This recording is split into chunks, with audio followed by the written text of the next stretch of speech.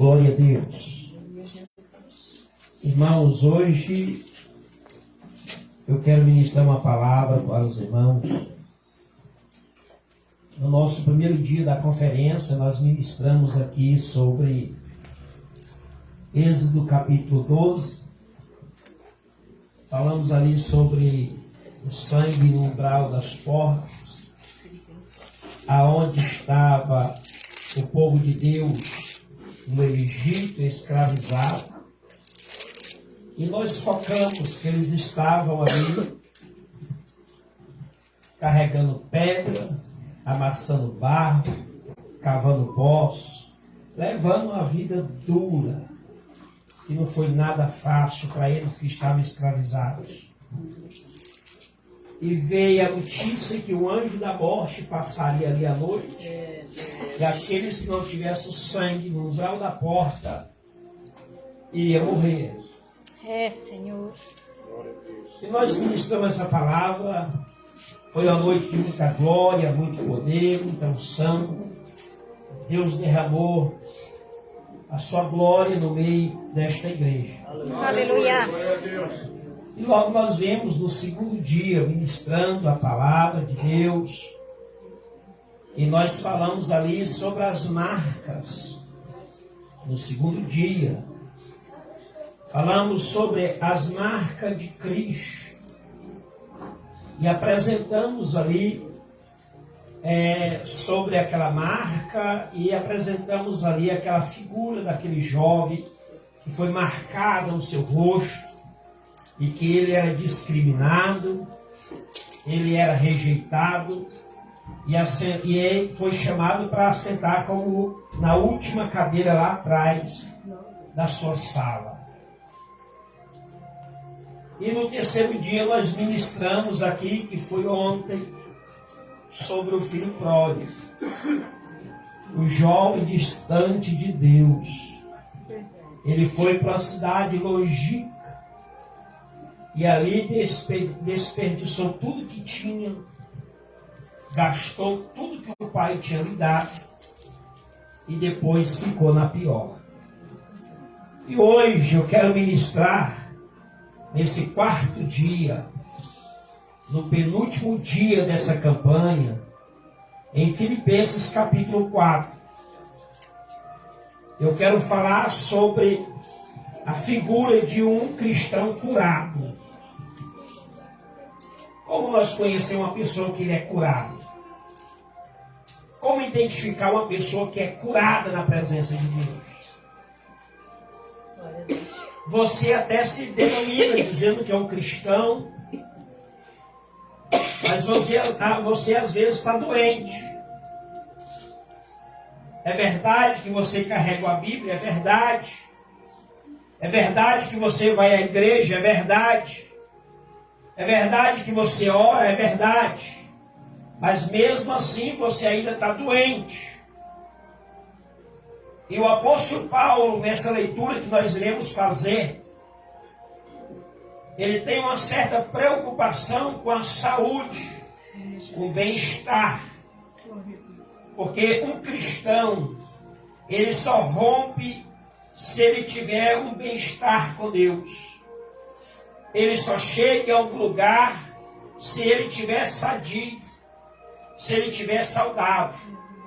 Uma igreja, ela só vence e só alcança os seus objetivos se aquela igreja ela estiver curada na pessoa bendita de Jesus Cristo. Então está escrito assim a palavra de Deus, a partir do versículo 4. Filipenses 4, a partir do versículo 4. Paulo diz assim: alegrai-vos sempre no Senhor. Outra vez vos digo, alegrai-vos. Seja a vossa moderação conhecida diante dos homens, e perto está o Senhor.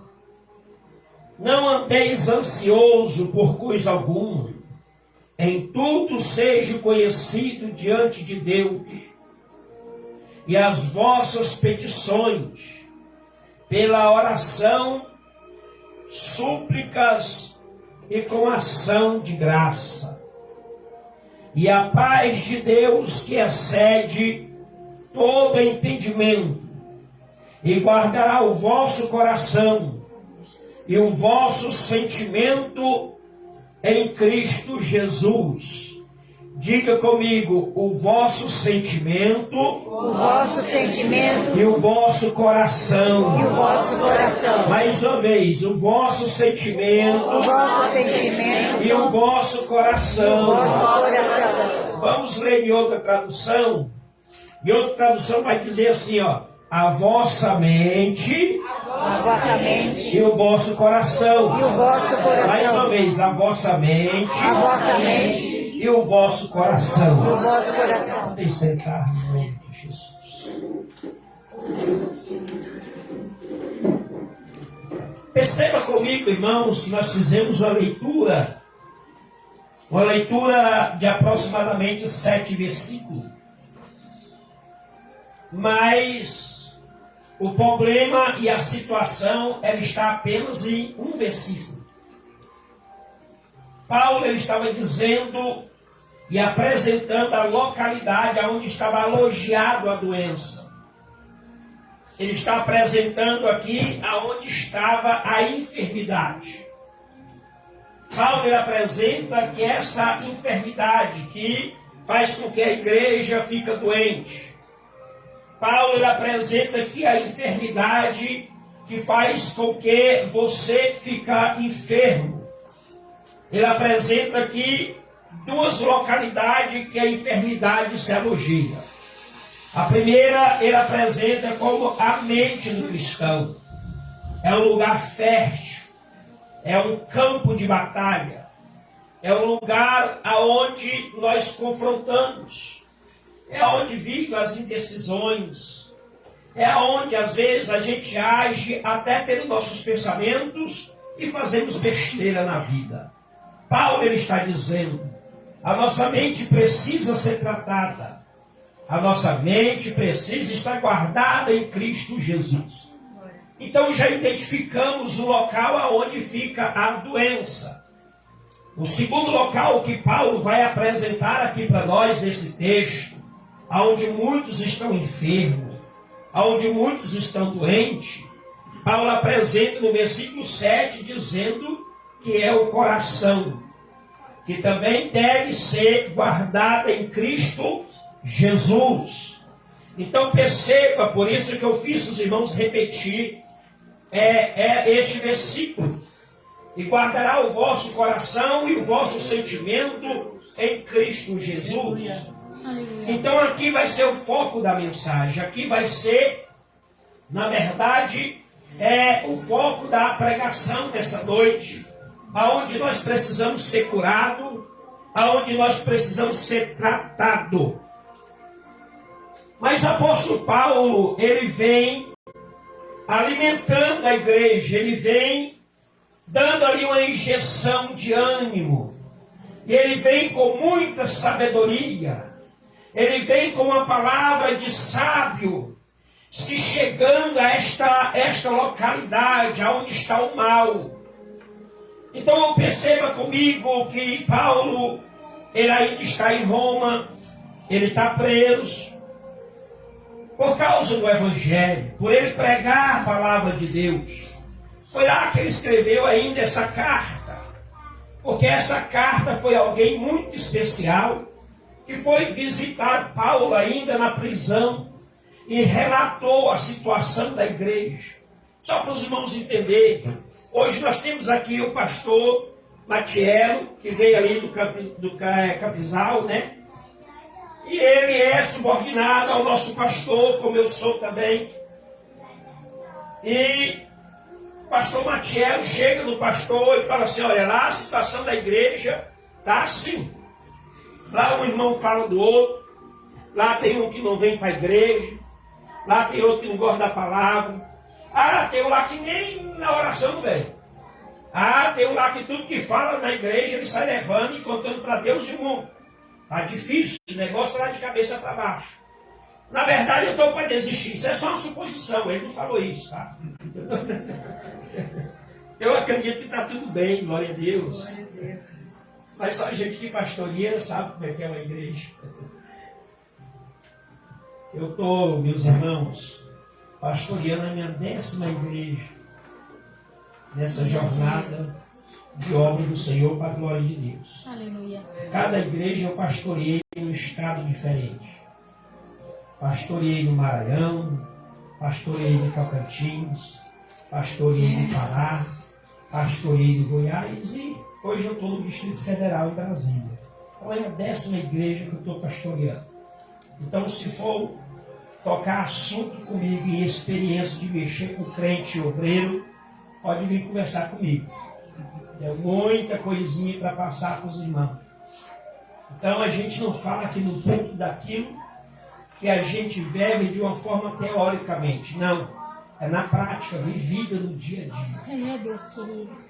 Com experiência, com muita dificuldade e sofrimento na obra de Deus.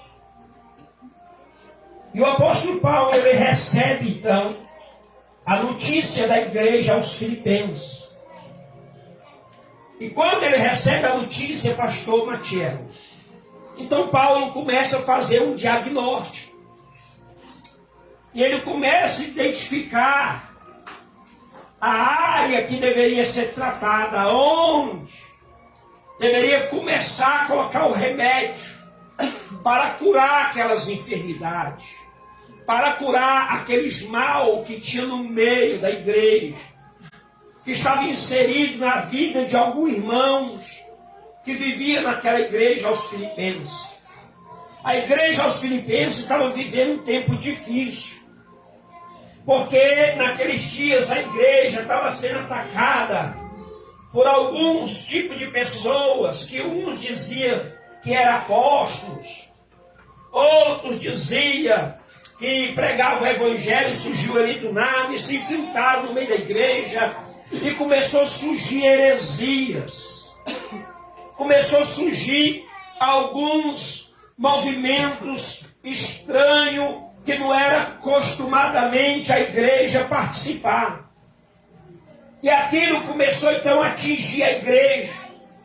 Além das heresias, a distorção da palavra de Deus, as contendas e a desordem entre os irmãos, aquilo trouxe com que a igreja ficou ferida, a igreja ficou doente, e muitos começaram a perder a alegria. É triste você olhar para a feição de uma pessoa e ver que ele não está alegre, ver que ele está desconformado, ver que ele está em uma situação de tristeza tão terrível que o seu próprio corpo começa a falar que ele está triste. Por isso que Paulo, no capítulo 4, no versículo 4, ele inicia exatamente tratando a tristeza. Quando ele mesmo diz: alegrai-vos no Senhor. Aleluia. E outra vez vos digo, alegrai-vos. Porque a notícia chegou até a ele que os irmãos não se alegravam mais. Os irmãos não tinham motivo para celebrar, para engrandecer, para ter alegria em si mesmo, na pessoa de Jesus. Os irmãos estavam entristecidos pelaquela perseguição, entristecidos pelo aquele falatório, entristecidos pela distorção da palavra, entristecidos por alguns que estavam trazendo algum tipo de movimentos que não era adequado àquela igreja. Então aquilo trouxe um tipo de abalamento, abalando as estruturas, abalando aquela igreja. Então Paulo disse, em primeiro lugar, para nós trazer o remédio, a cura, tratar vocês têm que começar a se alegrar, independente da perseguição, independente da situação que você tem passado. A alegria, ela é um começo de toda a tua vitória. É por isso que você vai ver, meus irmãos, todos os homens de Deus e mulheres de Deus na Bíblia, quando eles iniciavam a guerra ou quando terminava, sempre eles se alegravam com o cântico. Sempre eles adoravam a Deus. Sempre você vai ver essa adoração antes da guerra e até mesmo depois da guerra. Porque aquilo levava os irmãos a viver uma alegria, que aquilo encorajava a enfrentar qualquer tipo de problema. Você é triste, você não tem força. Você é triste, você não tem ânimo. Você é triste sem poder se alegrar. Não tem como você celebrar a sua vitória. A tristeza é uma arma que o diabo usa para que nós não se alegramos e nem exaltamos o nome do Senhor. Quantos que podem estar aqui nesta noite e estar triste por alguma situação da vida? Quem sabe, por uma decepção, por uma palavra que alguém te disse, te falou, e aquilo te levou em uma tristeza que quase te desanima. Você está aqui nesta noite. Essa noite, nós não estamos aqui à toa. Nós estamos em uma batalha espiritual. Nós estamos em uma guerra. Para quem sabe e entende, nós estamos aqui no combatente da fé. E para nós estar no combatente da fé, é preciso nós estar alegre. É preciso nós começar a formear nossos rostos e começar a alegrar-se diante de Deus e dizer para Deus: eu estou nessa batalha, mas não estou triste. Eu estou alegre na pessoa bendita de Jesus, porque a tristeza vai ser uma porta para o caminho da tua derrota e da tua desistência da batalha. A tristeza, ela vai abrir porta e caminho para que você não alcance o teu objetivo. Então sempre esse é o alvo do adversário e do inimigo, é de te entristecer. E parece que eu vejo Paulo, eu posso até conjecturar, mas se você ler o versículo 5, Paulo ele vai dizer o motivo por que esses irmãos deveriam se alegrar. No versículo 5 ele diz: perto está o Senhor de todos os homens. Parece que eu vejo alguém indagar Paulo dizendo assim: mas por que nós vamos se alegrar? Tanta perseguição, tanta heresias, pessoas de má fé, pessoas que nos perseguem, falam de nós, falam da nossa fé. Nós não temos motivo para se alegrar. Paulo diz: tem. E o motivo de nós se alegrar é porque perto está o Senhor de todos os homens. Pastor, o que o Senhor quer dizer com isto? É que Jesus já está no meio de nós nesta noite. É o motivo de nós se alegrar. Pastor, o que o Senhor quer dizer com isto? É porque Jesus já está no meio de nós nesta noite. Ele está do teu lado. Ele está perto de cada um de nós, mais do que nós imaginamos e pensamos. Tudo isso é pela fé na pessoa bendita de Jesus. Então aqui já tem um motivo para nós começar a celebrar. Já temos motivo que nós podemos começar a se alegrar.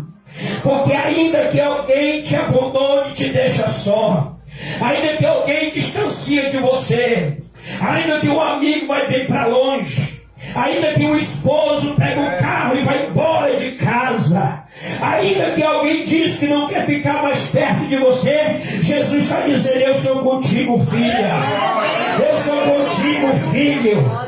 Não desespera, não te desanime, não fica triste, mas começa a se alegrar nesta noite. Começa a receber o Espírito da alegria.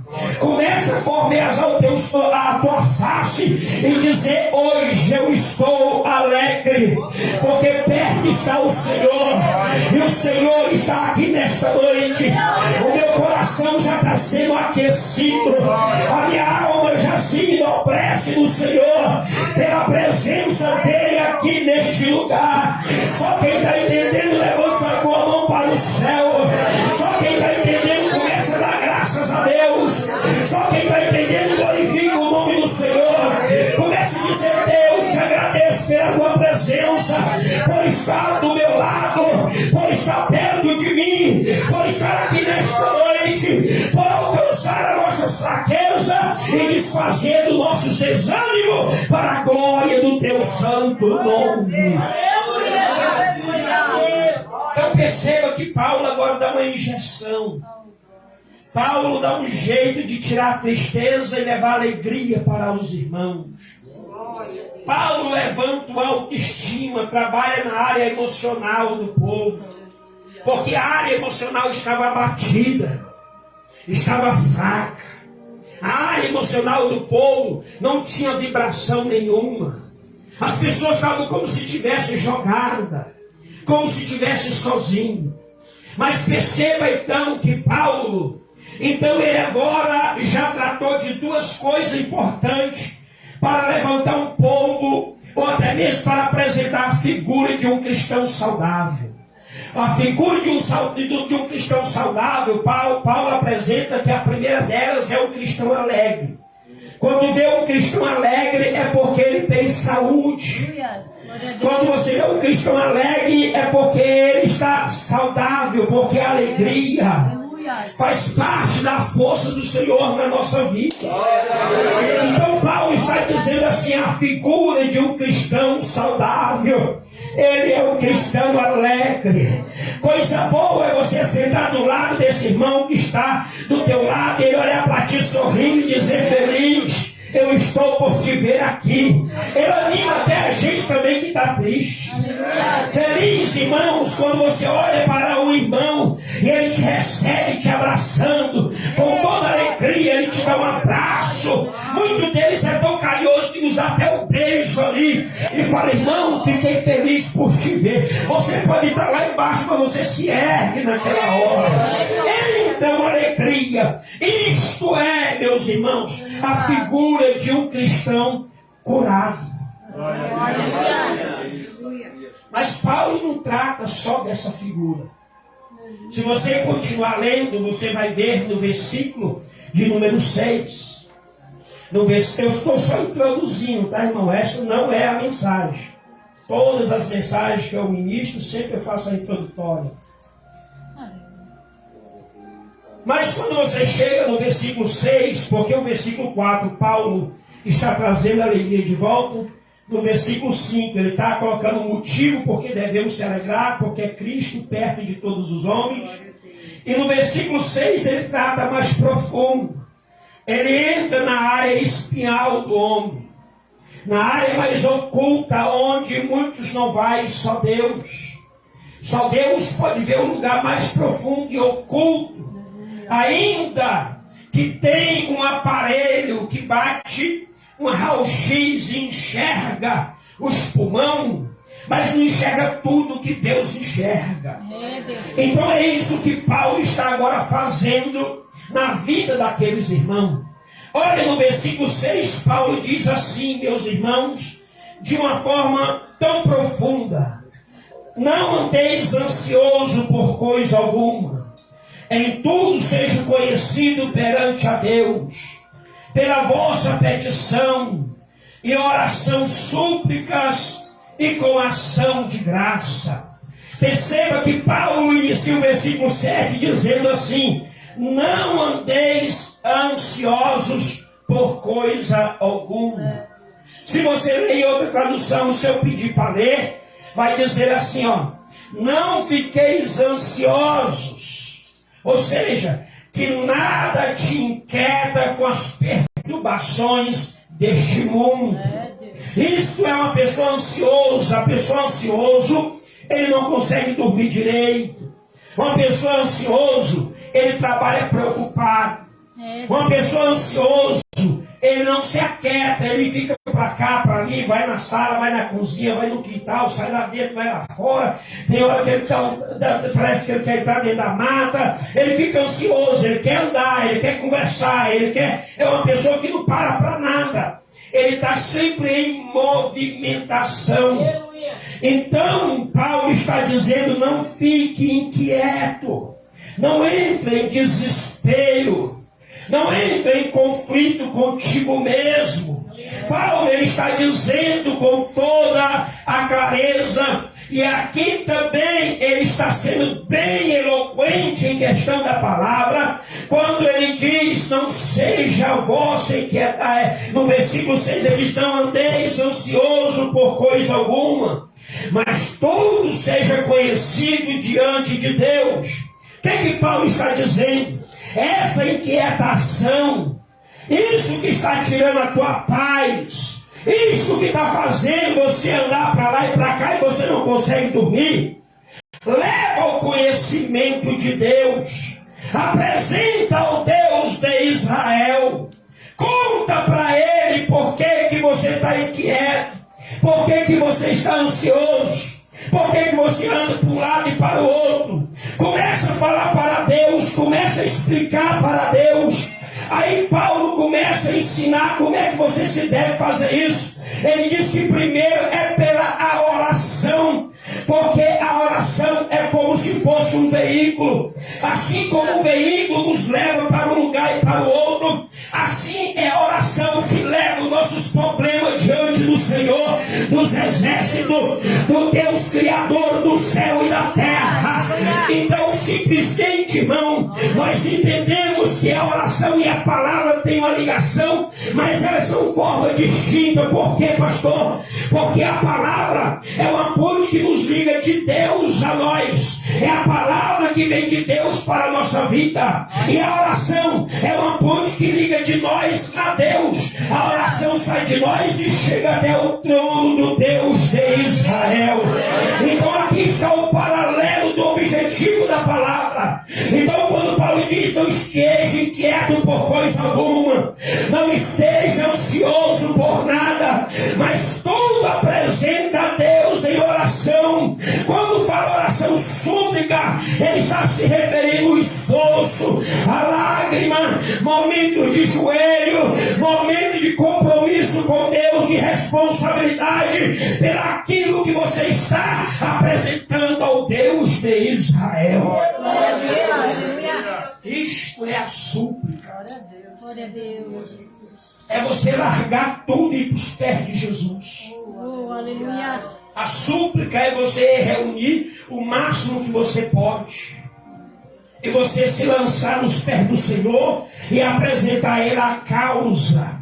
O porquê que você está ficando ansioso.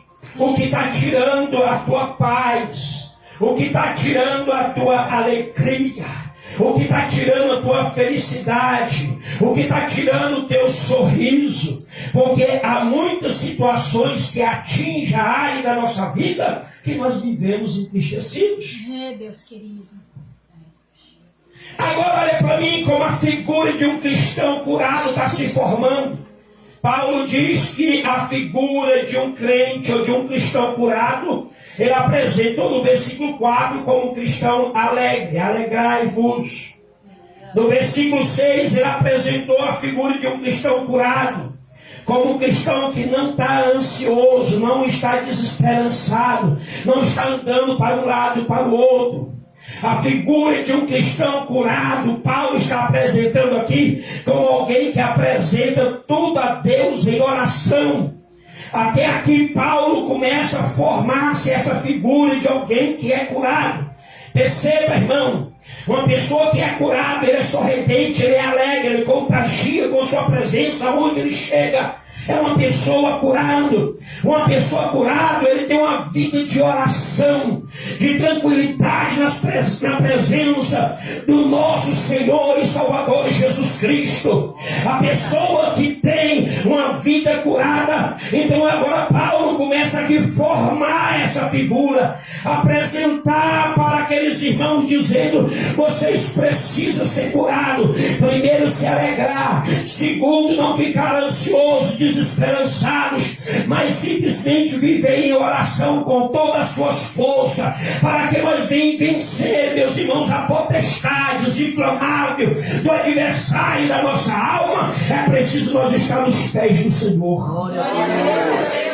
Ou nós vencemos dessa forma, ou nós somos mais do que derrotados.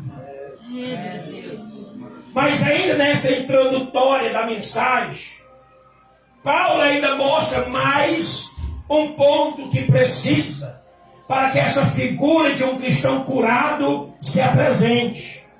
Perceba que ele vai no versículo 7.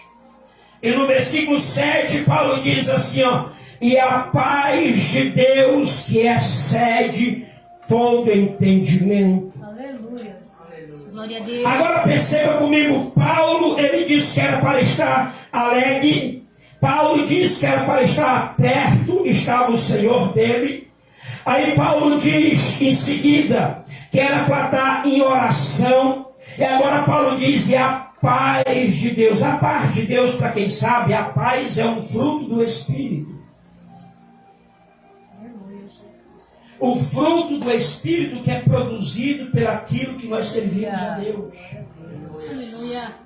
Agora formamos essa figura. Então Paulo diz assim: olha, a pessoa curada, vamos na língua direta, o cristão curado, o cristão liberto, o cristão transformado.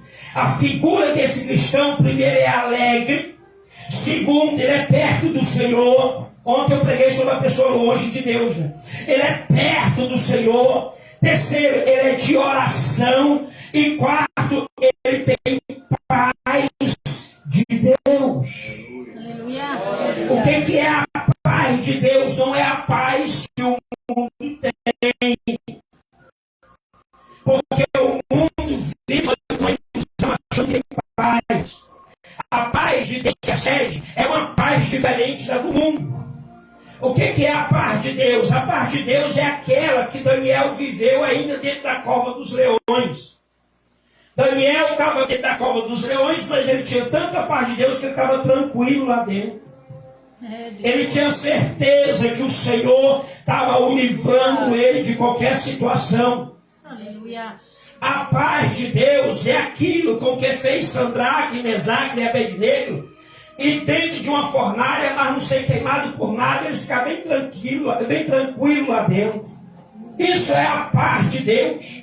A paz de Deus, ainda que o mundo está às avessas, ainda que o mundo está de cabeça para baixo, mas você está bem tranquilo adorando a Deus e glorificando o Senhor.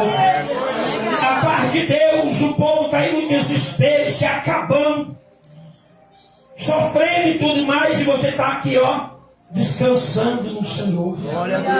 Aí você está louvando, dizendo: sou um dos tais, sou lavado no sangue de Jesus. Aí canta aqueles louvores que a banda que canta, né? A equipe de louvor canta, que vai morar no céu, que tudo é de Deus.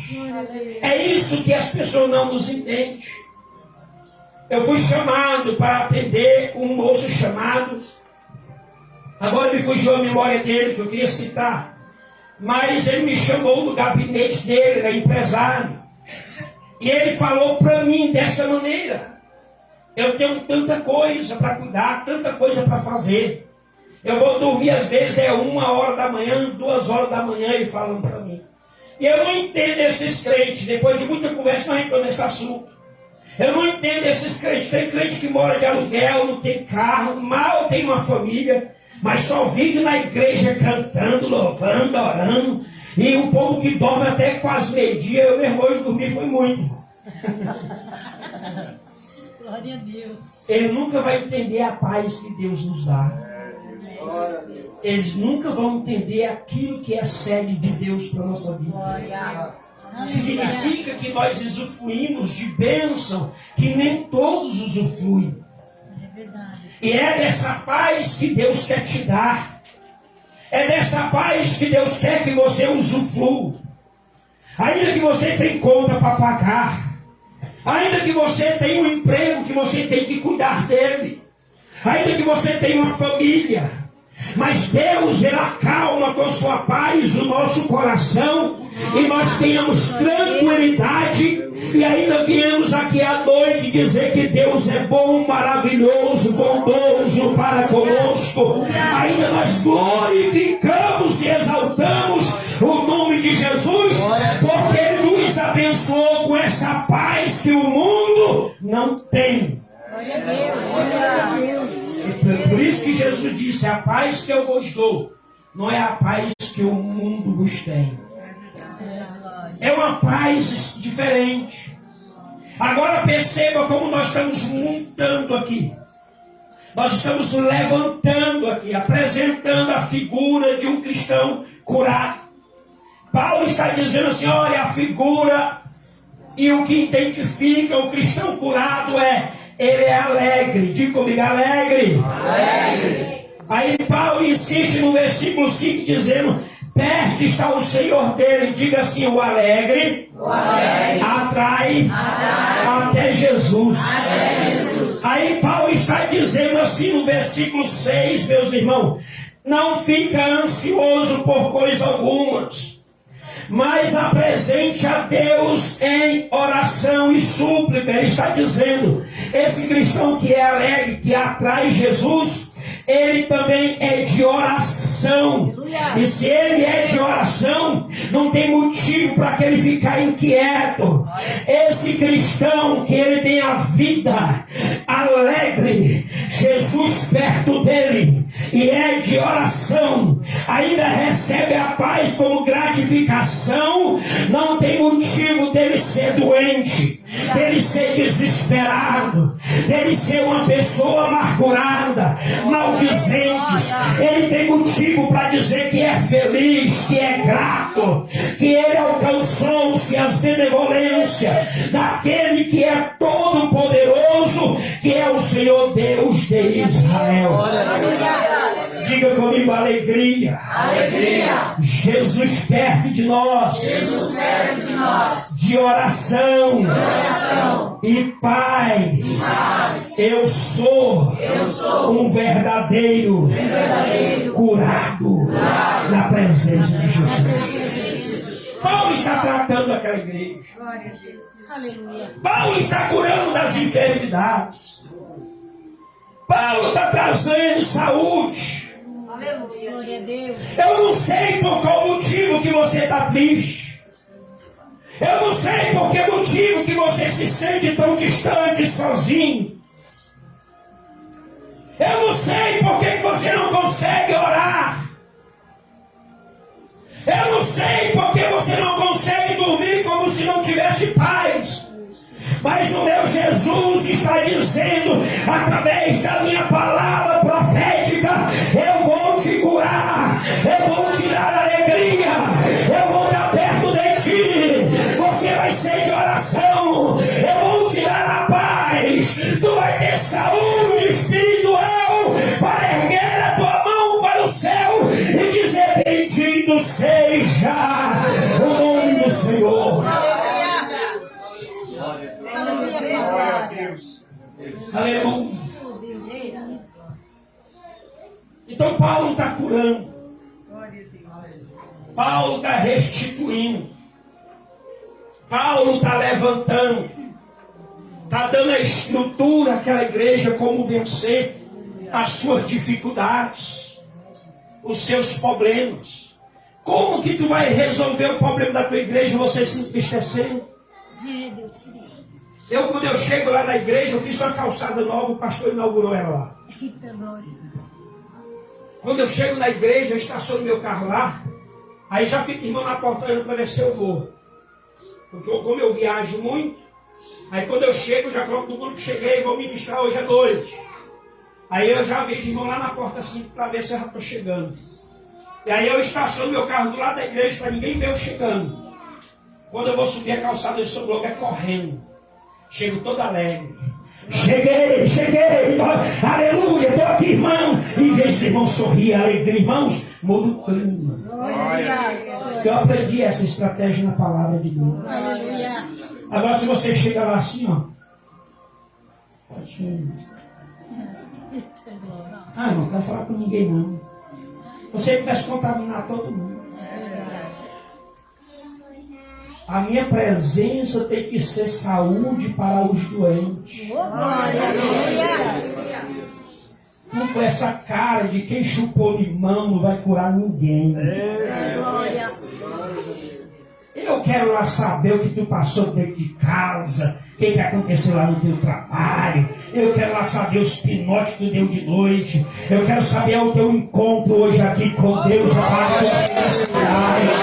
Deixa tudo lá fora, porque aqui é o lugar da cura, da restauração, da libertação. É o lugar que o dono da festa está. Só quem crê, levante a mão aí. O dono da festa está aqui nesta noite, que é Jesus de Nazaré. Você já percebeu, irmão, que em todo lugar que Jesus chegava, Jesus mudava a história do ambiente? É como era Jesus para o casamento, e os casamenteiros não se prepararam, deixaram faltar vinho, foi uma confusão. Deus. Ali inaugura o ministério de Jesus. Glória. Aleluia.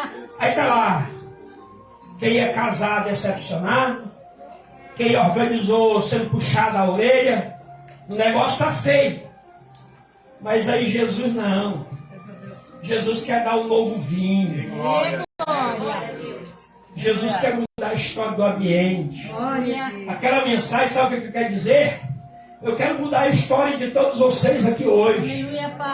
É assim que Jesus vai fazer hoje nessa palavra na tua vida. Tenho certeza que os crentes aqui dessa igreja que eu faço parte não vai entrar mais ali com a cara amarrada. Se for lá no Maranhão, eles vão dizer assim, zambuado. Você não vai entrar mais aqui zambuado. Aleluia. Você vai entrar com um sorriso. Aleluia, Pai. Independente do que o irmão fez para você, independente do que pregaram, porque tem pessoas que só é Deus quando você fala a benção. Quando você prega uma palavra assim que cutuca ele, ali parece que é Deus mais falando. Ele quer escolher a forma que Deus fala com ele. Aí ele passa dia com a cara fechada, mas não aceita que foi Deus. Tem deles que falam que nem vai vir mais na igreja, porque o pastor preparou um sermão, a palavra foi para ele. Aí ele vai para outra, chega lá, recebe chicote, porque Deus fala pela palavra. Deus não tem compromisso com a palavra do homem, Deus tem compromisso com a palavra dele. A palavra do homem sim volta vazia. E eu provo isso na Bíblia. Quantas vezes a palavra do homem voltou vazia. Mas a de Deus nunca volta vazia. Glória a Deus. Quantos estão precisando ser curados dentro da igreja? Quantos estão enfermos? Ah, pastor, mas eu fui lá no médico, bati uma check-up, não sei o que tem. Está tudo em dias, mas você continua enfermo espiritual. Paulo está curando essa igreja. Glória a Deus. Paulo está tratando essa igreja. Aleluia. Essa igreja está recebendo uma injeção do céu para verdadeiramente identificar um verdadeiro cristão. Um cristão curado, um verdadeiro cristão liberto. O verdadeiro cristão curado, liberto, ele começa sorrindo. Ele sente a presença de Deus perto dele. Aleluia. Ele vive de oração. Em resultado disso, ele recebe a paz de Deus. Tem pessoa que é crente e que paz que ele tem que ele não quer nem na hora do culto. É Jesus. Esses dias eu tive que parar um culto e conversar com a mãe. Mãe, você tem tanto tempo para brincar com seu filho em casa, vai brincar lá dentro da igreja. É menino bonito, todo mundo sabe. Quem disse que a igreja é lugar de diversão? Quem disse que a igreja é parque de menino? Sua mamãe está fazendo piscinho para o menino? A igreja, toda a vida, ela é conhecida como lugar que é o hospital, o lugar da cura. Glória a Deus. O lugar de nós buscar saúde. Aleluia. Nós está bem espiritual. Nós está curado na presença do Senhor. Mas se você nunca esforçar, se você nunca fazer a tua vez, você nunca vai ser curado. Aleluia. Você vai continuar o mesmo. Aleluia. Agora a doença que estava naquela igreja foi uma doença mais profunda. Aquela doença foi para a mente e também desceu para o coração. E aqui é que eu vou começar a pregar, mas eu tenho que pregar bem resumido. Né? A doença desceu para a mente e também foi para o coração. Ela ficou mais profunda. Ela ficou mais difícil de ser tratada. Agora o remédio tem que ser mais. A dosagem tem que ser maior. Agora tem que dar um remédio mais drogado, né? Você sabe que você vai no médico, o médico identifica que a doença está mais enraizada, então ele droga a quantidade de remédio. Às vezes você toma um dia, às vezes por dia toma 2 ou 3, às vezes 6, depende. A dosagem tem que aumentar. Aí é isso que Paulo está tratando, dizendo assim, não sou mais menino para ser tratado com leite, agora eu cresci. Aí a dosagem da palavra tem que ser mais forte para começar a tratar os corações, tratar a mente, restaurar o bem mental da tua vida, restaurar a saúde do teu coração. Irmãos, a mente, começando pela mente a mensagem. A mente é uma coisa terrível. Ah, pastor, é bom quando você pensa ganhando na Mega Sena, que no outro dia você ganha mais pobre do mesmo jeito. Quando você pensa que ele vai ser rico à noite, por dia é bom demais. Mas quando amanhece o dia e você fica, meu Deus do céu. É só o meu pensamento de longe. Como é bom pensar assim. Mas nem sempre os pensamentos é assim. Meu pai, ele foi consagrado a evangelista, faleceu evangelista, foi consagrado pela minha pessoa. E eu lembro ele contar uma história. E ele disse que congregava numa igrejinha lá no Pará, no interior do Pará. A igrejinha muito simples, os banquinhos tudo de madeira. E ele tinha um amigo chamado José. Só que esse amigo era caçador. Gostava muito de caçar, e às vezes ele perdia até culto por causa de caçada. Tem gente que é assim, troca Jesus por nada. Qualquer coisa é motivo para não ir para a igreja. Aí o meu pai falou assim, olha José, tu é muito meu amigo, tu está perdendo os cultos de ensino, tu não pode faltar em culto de ensino. É os meus cultos que gostei na igreja, tu não está indo. Aí você então vou fazer o seguinte, eu vou mudar a minha estratégia. Eu vou armar a minha arma lá no mato e eu volto para o culto de ensino. E aí depois que eu armar, que eu terminar o culto, eu vou lá pegar minha arma e se pegou alguma coisa, tá bom. Aí assim ele tratou com meu pai. E assim ele fez, foi lá, armou a arma dele, ajeitou lá e veio embora do mato, tomou banho e foi para o culto e sentou lá. Mas quando ele sentou lá, ele ficou pensando na arma dele lá dentro do mato, mas não pensava no culto que ele estava presente. A mente dele estava lá na arma. Aí o pastor pregando, falando, José, isso assim, o José quietinho, não respondia nada. E o pastor, José, isso e aquilo outro. Aí o pastor cutucou e falou assim, irmão, ô irmão José. Aí, ô irmão, o pastor está falando contigo, irmão. Ele, irmão, estou pensando na minha espingarda que está lá no mar. O que a mente faz? A mente é terrível. Você está aqui, mas a mente está acolá. Quantas pessoas, irmão, já não fez besteira só pensando? Quantas pessoas já não matou só no pensamento? Quantas pessoas não foram embora só no pensamento? Quantas pessoas não pensou em adulterar só no pensamento? O pensamento é uma área aonde o diabo age e trabalha através da mente da pessoa. A mente, ela precisa ser tratada e está na pessoa bendita de Jesus Cristo. Às vezes você está aqui, mas a mente está lá fora. Quantos que vieram para a igreja, mas pensou de ir para o carnaval? A mente é terrível. A mente leva a gente em tanto lugar, na mesma hora a gente está no mesmo lugar que nós estávamos. A mente viaja. Sai da gente, vai lá na mãe, no pai, nos irmãos, lá na outra cidade, não sei mais dar conta. Eu já errei caminho, irmão, já passei do lugar que eu ia pensando. E depois tem que voltar para trás de novo. Eu ia e tinha que virar, passei direto. O pensamento é terrível. O pensamento ele nos conduz muitas vezes a lugares errados. O pensamento leva nós às vezes em lugares que nós não deveríamos estar pensando, porque às vezes ele não está em Cristo Jesus. Paulo está dizendo que nós temos que curar a mente do povo. Nós temos que tratar o pensamento das pessoas. O pensamento ele precisa ser curado, mas parar de pensar mal e começar a pensar o bem. Começar a pensar positivo e deixar os negativos. Preste atenção, uma história que eu vivi. Isso aqui é para mudar a tua vida. Isso aqui é para você pensar em coisa positiva. O seu Antônio era um moço que morava na porta da minha casa, só a rua que fazia divisa da minha casa e a dele. Quantas vezes eu não conversei com ele da área da minha casa e ele da porta da casa dele. Mas um dia eu senti desejo de conversar com o seu Antônio de perto.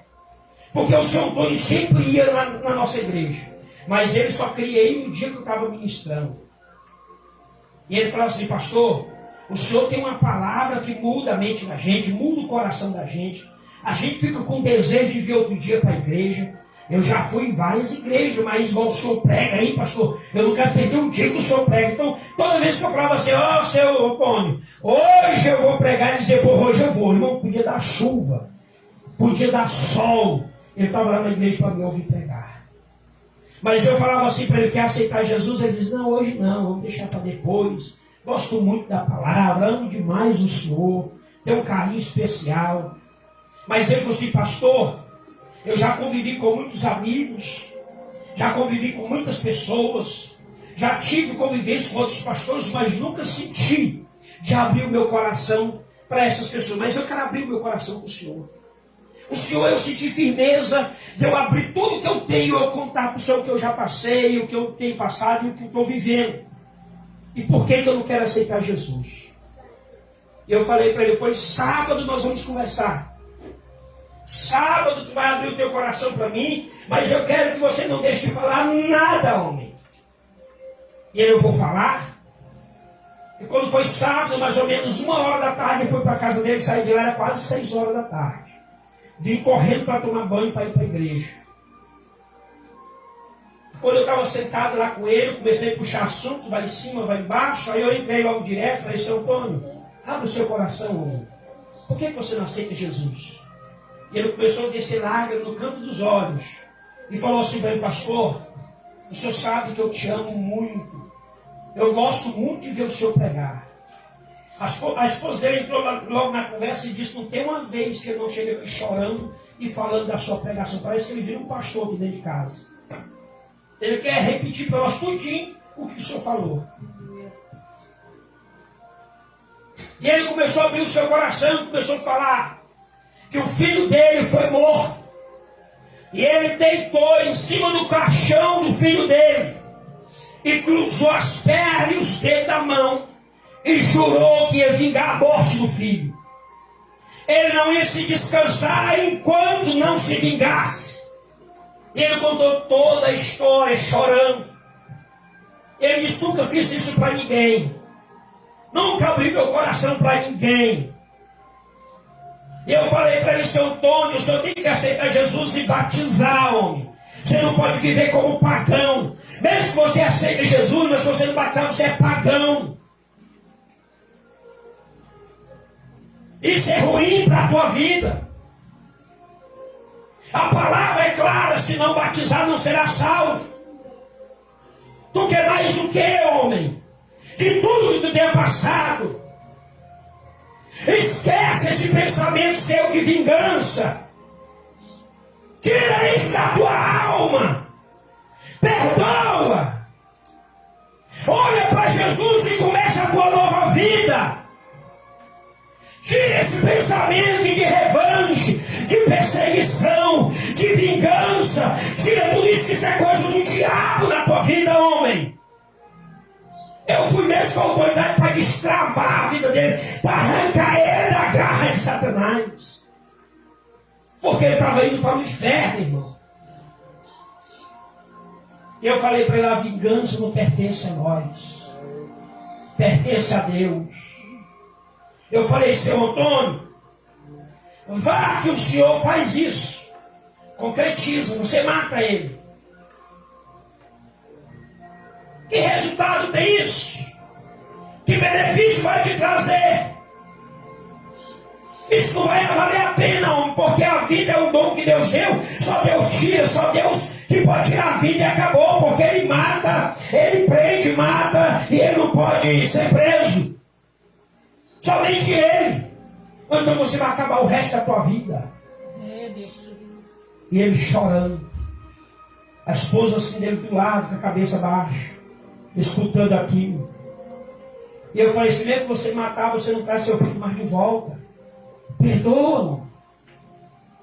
E comecei a pregar para ele, irmão, fui até às 6 horas da tarde pregando para aquele homem. E eu falei bem assim para ele, irmão, com essas palavras, seu Antônio, tenho certeza, sem medo de errar, que essa data, Deus marcou para mim conversar com o Senhor. Glória. Eu não sei se o Senhor vai ter outra oportunidade de ouvir a minha voz falando contigo. Porque o amanhã não nos pertence. O que nós temos que fazer hoje. Glória a Deus. O amanhã pertence a Deus e não nós. Verdade, Pai. Deus queira que Ele te dê mais uma oportunidade para eu vir na tua casa e falar para ti. Mas eu sinto do meu coração que Deus me mandou aqui como se fosse uma viagem decretada. E eu estou lavando as minhas mãos e é você e Deus. Cheguei em casa, irmão, correndo rápido, tomando banho. Saí ali, comecei a trocar de roupa. Falei para minha esposa, se arruma ligeiro, vamos. E ela se ajeitou, nós entramos no carro. Eu não vi, irmãos. Mas disseram que eles correram atrás do meu carro, gritando, pastor, para aí, para aí, para aí. Ele já estava passando mal. Mas eu não vi. Eu estava tão ligeiro para ir para a igreja e fui embora. No caminho eu falei assim, meu bem, Deus me usou muito forte hoje para o seu Antônio. Deus me deu uma palavra tão firme. Olha se esse homem vai passar dessa noite. Ela virou assim, está repreendido porque eu te conheço. Irmãos, os irmãos que já conviveu muito comigo, que eu vou na casa de vocês almoçar, percebem que eu não converso muito. Eu gosto muito de ouvir. Eu converso assim quando eu estou no particular, se puxar algum assunto. Mas porque eu vigio pelas minhas palavras, porque eu sei que a palavra tem poder. Deus querido. Porque se eu falar para o diabo sair, ele tem que sair. Então, Eu não ando com palavra dando bobeira. A minha palavra tem que ter autoridade. Se eu colocar a mão na tua cabeça para Deus te restaurar, você vai ser restaurado. glória a Deus. Se eu pegar uma causa do irmão dentro da igreja, meu irmão, nós vamos lutar feio. Mas que eu tenho que alcançar, tem no nome de Jesus. Glória a Deus. Não tem coração duro, não tem homem de pedra. Não existe isso, incredulidade, na caminhada que eu sigo com Cristo. Eu fui chamado com um propósito. Glória a Deus. Já ganhei pessoas da Cristã do Brasil. Já ganhei pessoas da Testemunho de Jeová. Não estou falando de qualquer pessoa não influente que dá estudo lá dentro. E nós batemos de teste, vai em cima, vai embaixo. E eles se rendem e ir para a igreja. E dizer, o senhor está certo dentro da palavra. Porque nós temos que ter autoridade, irmãos, é na palavra de Deus. E a minha esposa me repreendeu e eu me recolhi, nós fomos para a igreja. Terminamos o culto, mais ou menos 9h30, eu volto para casa. E eu vi aquela multidão na casa deles, os vizinhos, tudo reunido. E eu parei o carro e botei uma vez, meu Deus. Virei para minha esposa, era o que foi? Eu fui com um cavalo. O homem tinha morrido, irmãos. O homem morreu. Deu uma parada. Deu a segunda e não resistiu. Entrou a óbito. Não aceitou Jesus. Não foi para a igreja. Não arrependeu. Com aquele pensamento maligno de vingança. Deus querido. Aquele pensamento que o diabo tinha colocado nele enraizou. Paulo diz, entrega o teu pensamento a Deus. Ele diz, cura também a tua mente, o teu pensamento, para que isso não te leve à perdição.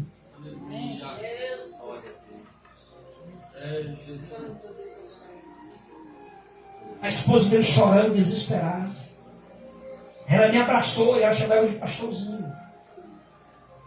Era uma forma carinhosa, ela me abraçou e chamou pastorzinho, pastorzinho. Bem que o senhor falou, pastor. Meu esposo tinha que ir para a igreja, tinha que aceitar Jesus, tinha que ser crente, tinha que pegar sua alma a Deus, ele não fez, morreu com aquele pensamento, aquela coisa. Agora o que será de nós? Eu vejo só resta a saída, é Jesus. Não adianta, irmão, ser crente e ter esses pensamentos na tua mente. Não adianta estar dentro da igreja pensamento no mundo, pensamentos negativos. Dá um passo para frente, dá um baixo nisso. Arranca essa coisa da tua mente. Continue a tua carreira e teus propósitos com Deus. Busca os objetivos. Essas coisas banais não levam nós a lugar nenhum. Isso só impede de nós prosperar, nós crescer e nós ser saudáveis na presença de Deus. Diga comigo, mas diga forte. A figura do cristão, saudável, alegre, perto de Cristo, de oração, tem paz e a mente limpa. Estou errado? Estou equivocado? A Bíblia fala ou não fala?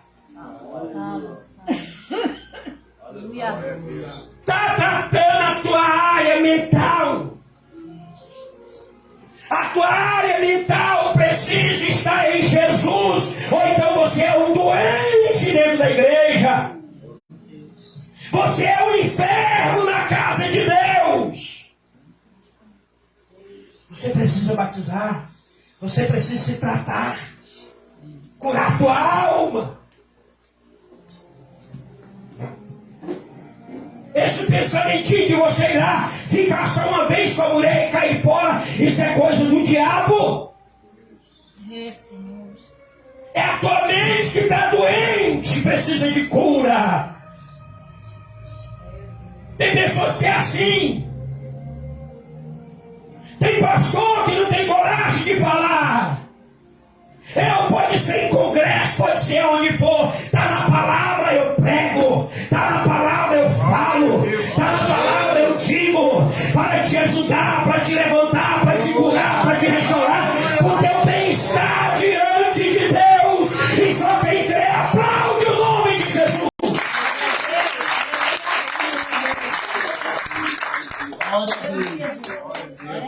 Se nós queremos ser curado de verdade, é isso que a palavra nos ensina. Paulo está curando a igreja ou não está? O apóstolo Paulo até está doente nos teus pensamentos. Mentalmente tu está enfermo. Tu não está em uma condição de uma pessoa saudável. Tu não está.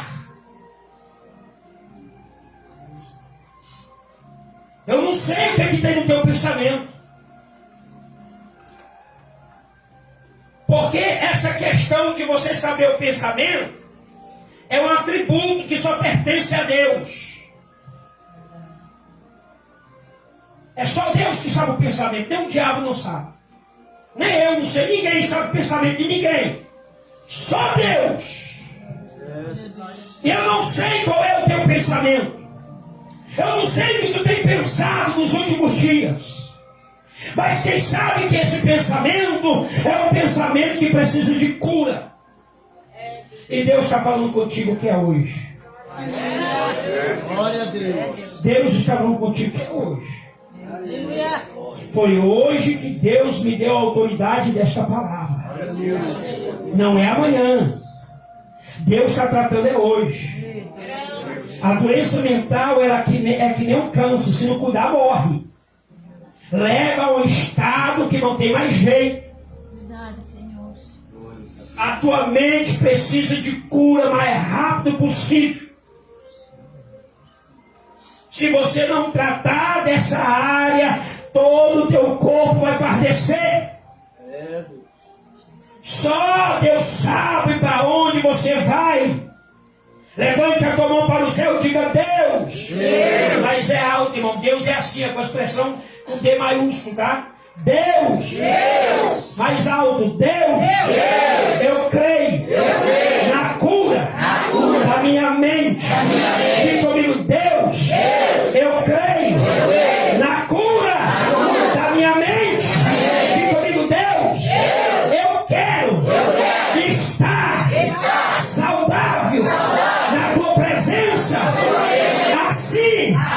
As coisas fluem na minha vida. Aplaude em nome de Jesus. Esse tipo de pensamento não te leva a lugar nenhum, irmãos. Esse pensamento deixa a gente fluir. Pensamento medíocre.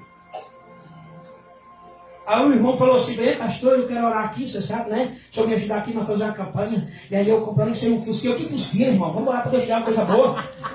Que pensamento aí terrível, rapaz. Escute, do passado, homem. Eu vou pagar o preço por coisinha?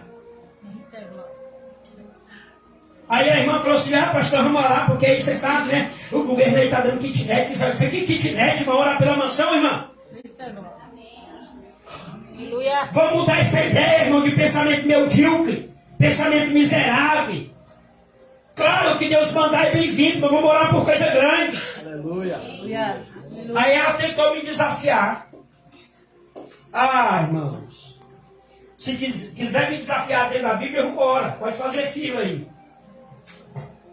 Pastor, mas eu só está buscando coisa terrena. Eu falei assim, não estou buscando coisa terrena. É Deus que manda para a vida da gente. Eu vou te provar na Bíblia, quer ver? Livro de Gênesis, o maior barco, a maior casa que flutuava, Deus deu para o homem. Aleluia. Deus deu foi barquinho? Deus deu foi casinha?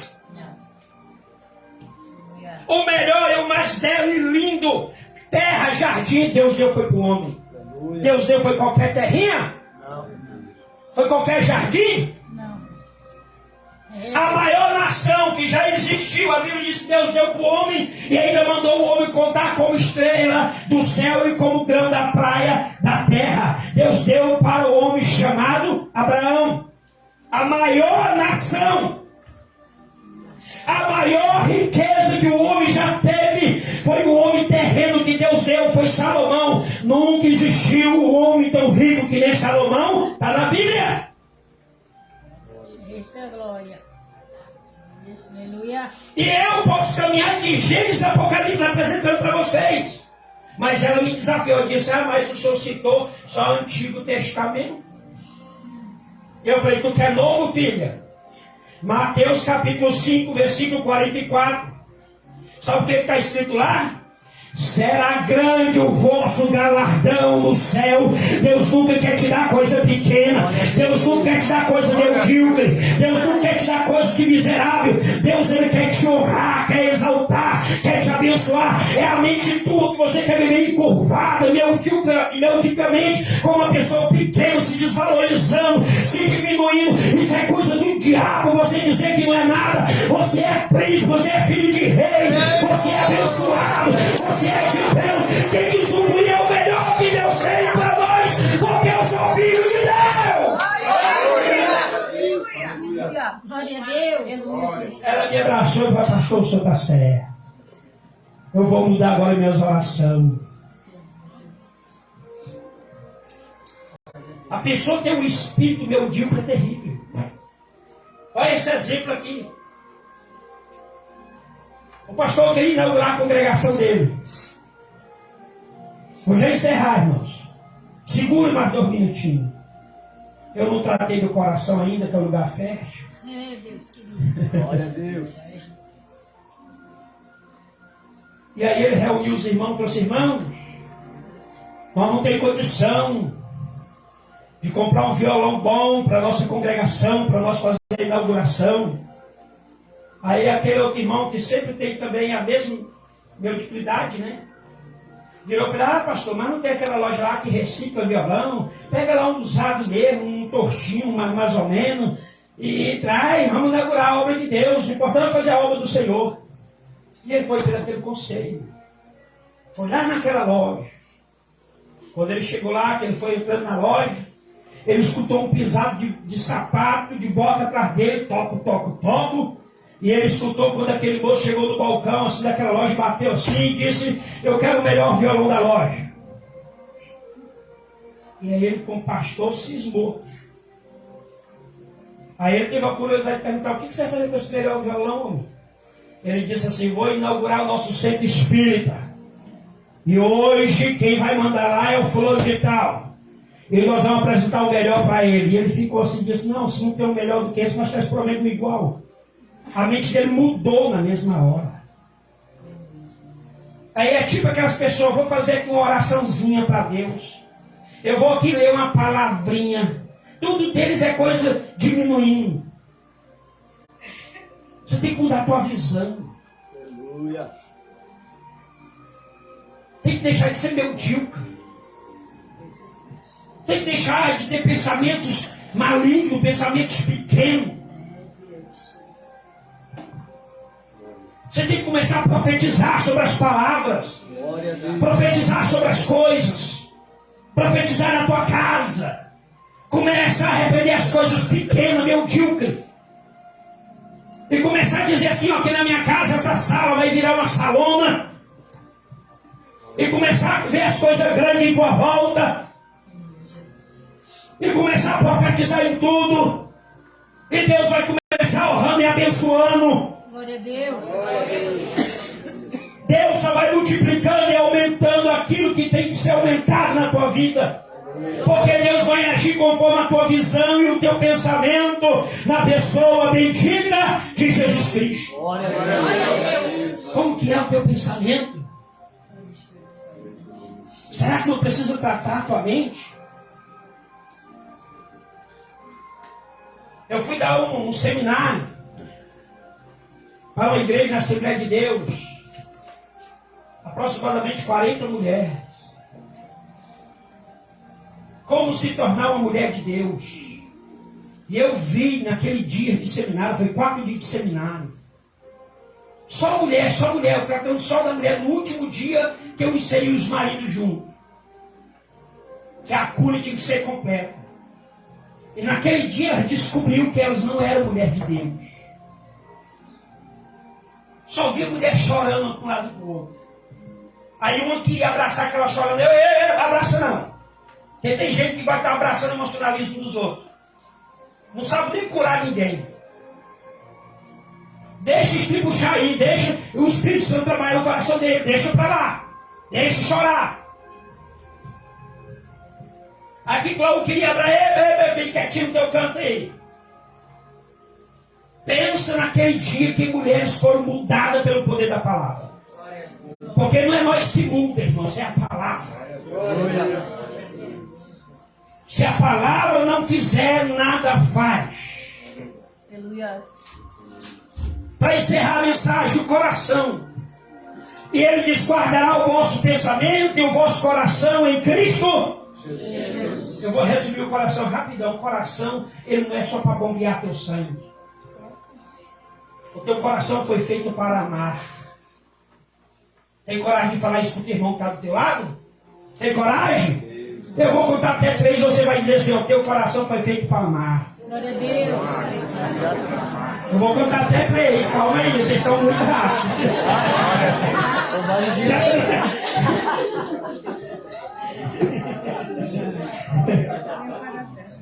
Calma, que se não foi amoroso, ele vai sair daqui todo amoroso. Tem coraçãozinho que precisa do Espírito Santo de Deus trabalhar, né? Hã? Quantos coraçãozinhos que precisa Deus agir nele? Aleluia. Coraçãozinho duro. Fala, Jesus. Coraçãozinho que faz a pessoa fechar a mão, se dedicar, não ajuda nem dentro de casa. Eita, glória. Agora você vai profetizar mais forte, né? 1, 2, 3.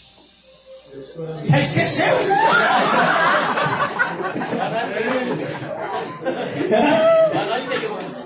Já esqueceu? Eu vou contar para 3. Você vai falar assim: o seu coraçãozinho é feito para amar. Vai, só uma vez, vai. O seu coração é feito. Mas aí você termina bem carinhoso, tá? Amar. 1, 2, 3. O seu coração foi feito para amar. Agora pega na mão dele, na mão dela. Não, onde você está assim lá? Pega, segura. Isso. Essa palavra tem poder. Glória a Deus. Eu sei que você vai ficar mais amoroso dentro de casa. Aleluia. Hoje você vai ganhar um abraço bem gostoso. Glória a Deus. Eu sei que você não vai esquecer mais de orar por mim. Mas que pastor abençoado. Um, dois, três. O coração foi feito para amar. Mais uma vez, o coração foi feito para amar. O coração foi feito para amar. Dá um salve de palmas para Jesus. Ama, meu irmão. Ama. Deus. O teu coração não é depósito de ira. Verdade. O teu coração não é depósito de mágoa. O teu coração não é depósito de passado. O teu coração não é depósito de ressentimento. O teu coração não é depósito de você ficar toda a vida lembrando o que fizeram contigo. O teu coração é feito para amar. Se coloque de pé, vamos falar em pé, que é mais gostoso.